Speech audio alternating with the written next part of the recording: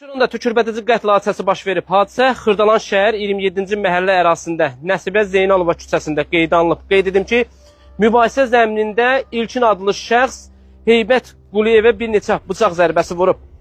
Yaralı aldığı xəsarətlərdən elə hadisə yerindəcə dünyasını dəyişib. Abşeron rayonu Xırdalan şəhərində insanı dəhşətə gətirən amansız qətl hadisəsi baş verib. 35 yaşlı Heybət Quliyev borc üstündə başlayan mübahisə nəticəsində qətlə yetirilib. Hadisə Xırdalan şəhərinin mərkəzində yerləşən bir kafedə başlayıb. İlkin məlumata görə Heybət Quliyev və İlkin adlı şəxs əvvəlcə kafedə çay içib söhbət edirlərmiş. Lakin görünür aralarındakı münasibətlər gərgin imiş. Bildirilir ki, İlkin adlı şəxsin Heybətə cəmi 8 manat borcu olub. Məhz bu cüzi məbləğ aralarında mübahisəyə səbəb olub.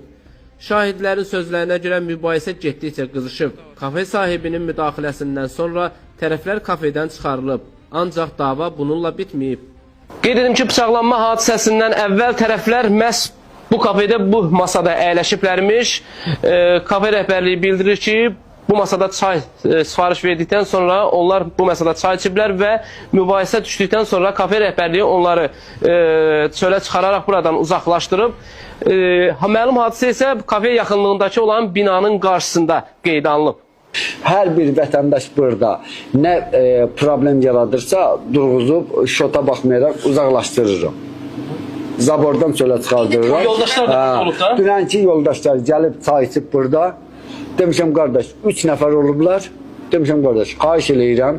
Durun tərk eləyin kafeni. Mənim mamamın təzyiqi qalxıb. Mən mamanın təzyiqinə görə evə getməliyim. Həmin buradakı o deyil söylən şəxsi, siz deyilsə xətini çox istəyirdim. Tanıyırdınız da o şəxsi?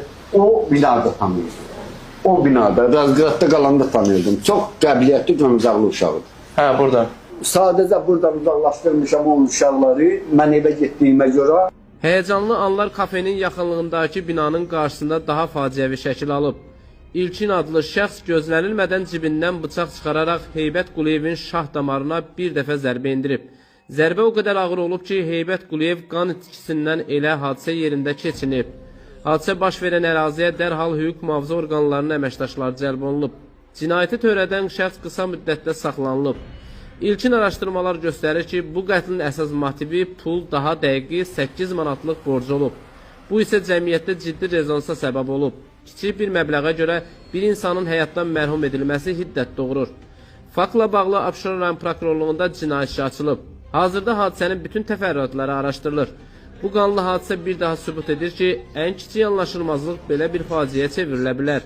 Cəmiyyətin bu cür hadisələrə qarşı daha həssas və təmkinli yanaşması zəruridir.